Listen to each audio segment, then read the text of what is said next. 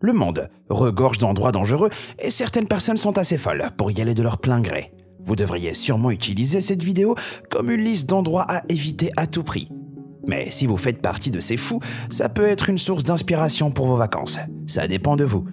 Mais je pense que même les amateurs de sensations fortes réfléchiront à 2 fois à visiter ces lieux.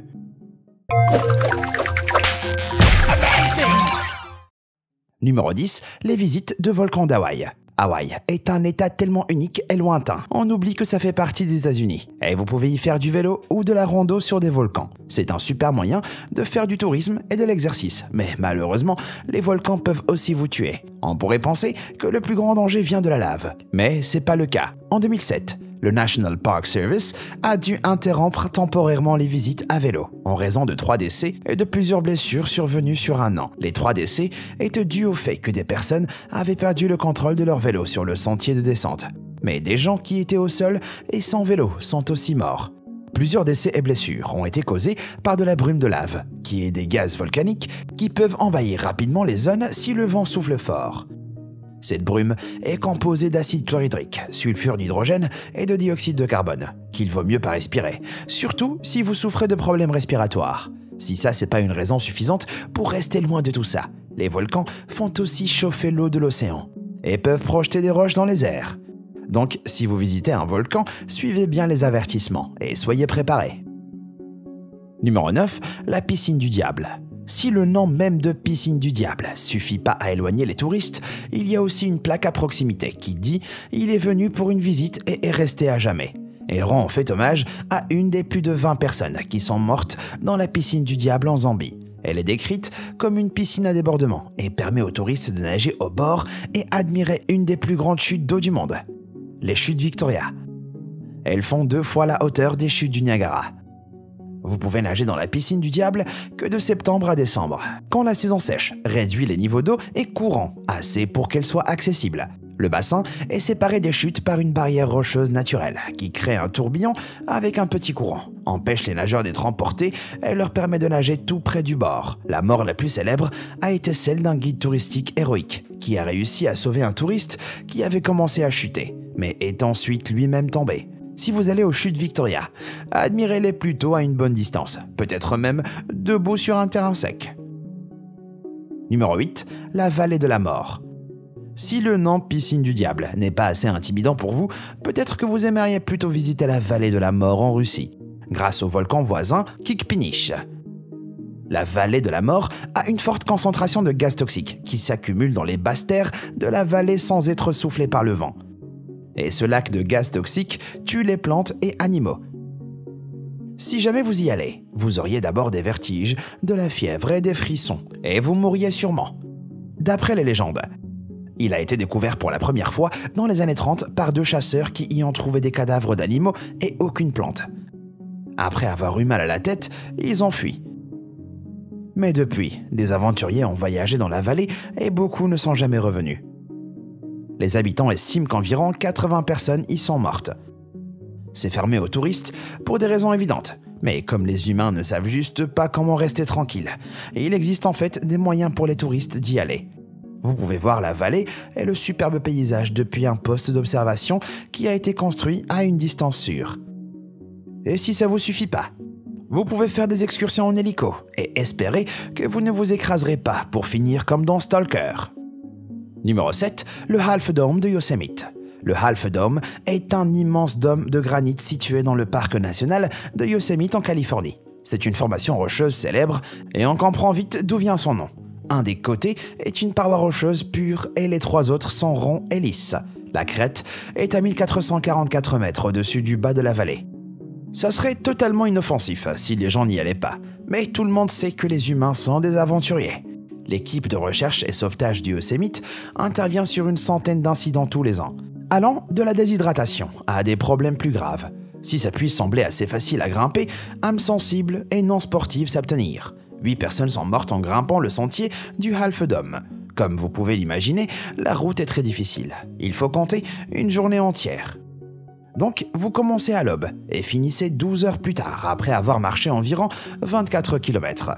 Et en plus, les 120 derniers mètres sont presque verticaux et il faut s'accrocher à des câbles. La plupart des décès et blessures sont dus à des personnes qui glissent à cause de la pluie ou de mauvaises chaussures.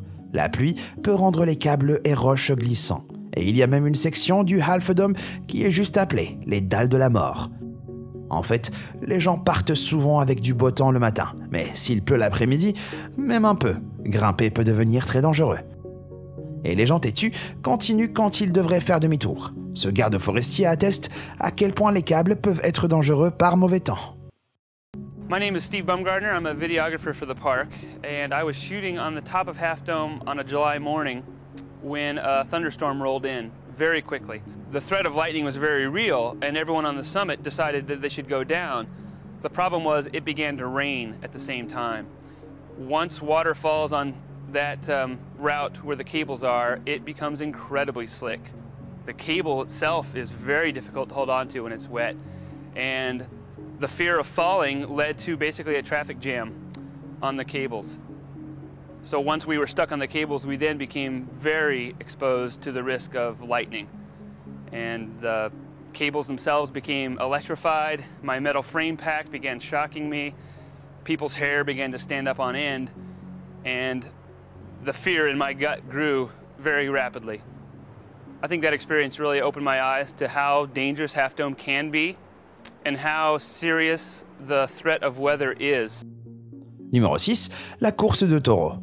Quand les gens parlent de la course de taureaux, ils parlent en général de celle de Pampelune des fêtes de Saint-Fermine, qui a lieu tous les ans en l'honneur de Saint-Fermine. C'était à la base un petit festival local, mais c'est devenu un grand événement touristique auquel les gens du monde entier participent. D'autres villes d'Espagne, du Portugal, Mexique et sud de la France ont aussi des courses de taureaux.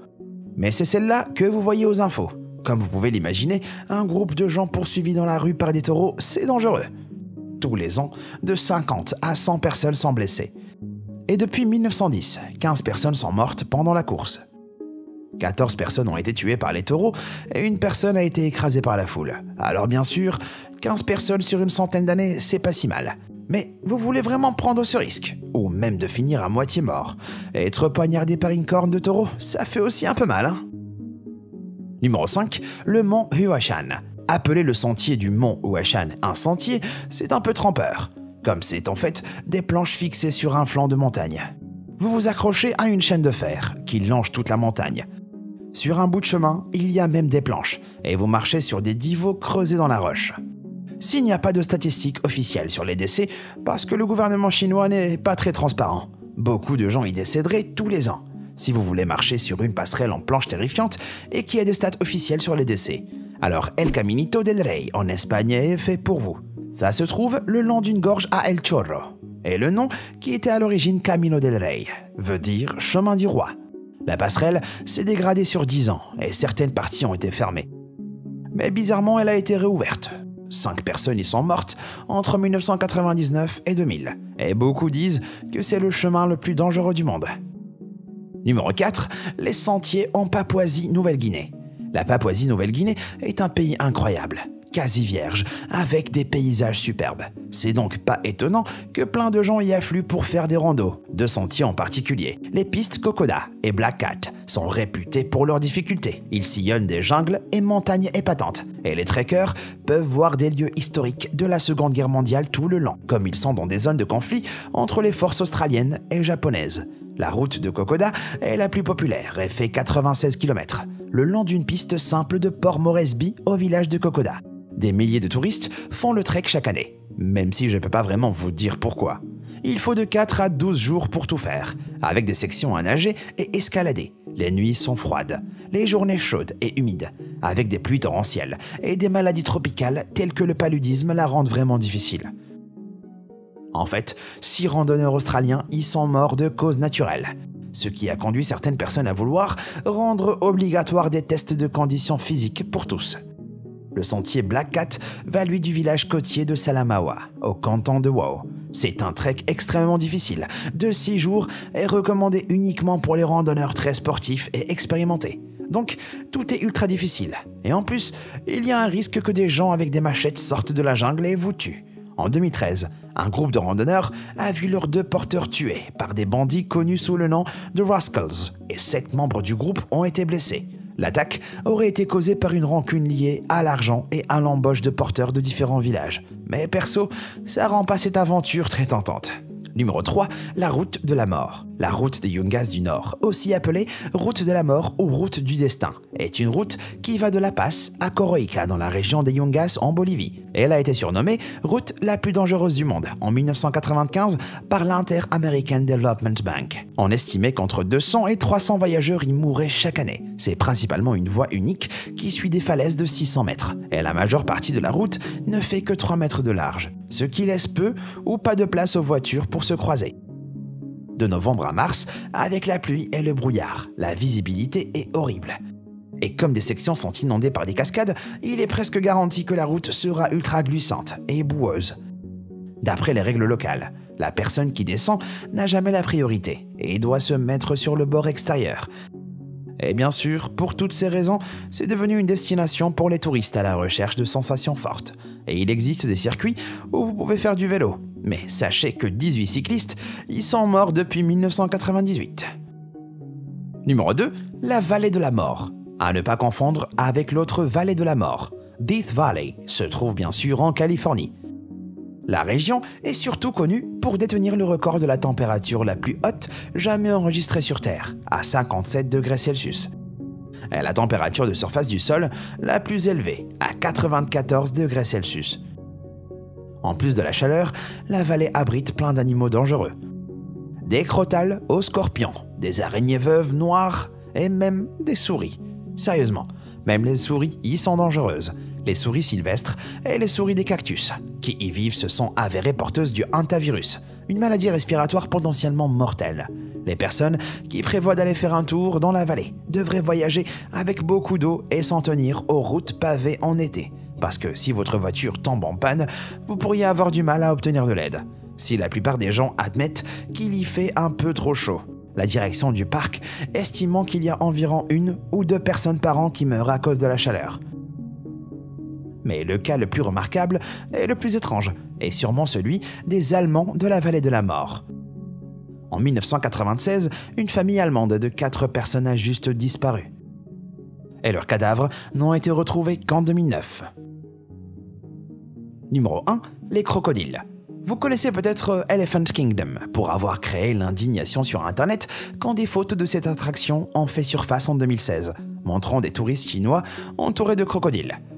Ce zoo thaïlandais vraiment louche avait une exposition où vous pouviez juste sauter sur ce radeau de fortune rouillé porté par des tonneaux en plastique et pendre de la viande pour les crocodiles. Un chauffeur de taxi qui passait par là, apparemment la seule personne sensée de la région, a pris ces photos qui ont fini sur Internet. Quand la police y est allée pour remédier aux violations flagrantes de sécurité, les propriétaires leur ont apparemment assuré qu'ils mettaient que 15 personnes sur le radeau à la fois. Sans surprise, l'attraction a été fermée. Mais je suis sûr que des décès auraient été signalés si elle était restée ouverte. Mais si vous voulez vous rapprocher des crocos et frôler la mort, allez en Australie, dans la cage de la mort. Contrairement à l'autre cage célèbre d'Australie, la Thunderdome, personne n'y est mort, pour l'instant. Vous entrez et ils vous descendent dans l'eau infestée de crocos. Si tout se passe bien, vous ne serez pas dévoré. Mais en 2015, les choses ont mal tourné et un touriste est resté coincé pendant une demi-heure de plus à cause d'un dysfonctionnement. Donc, c'est peut-être mieux que Elephant Kingdom, mais pas sans risque. Alors, est-ce que un de ces endroits merveilleux vous intéresse? Et quel est l'endroit le plus dangereux que vous ayez jamais visité? Dites-moi tout dans les commentaires. Merci d'avoir regardé et comme toujours, à bientôt.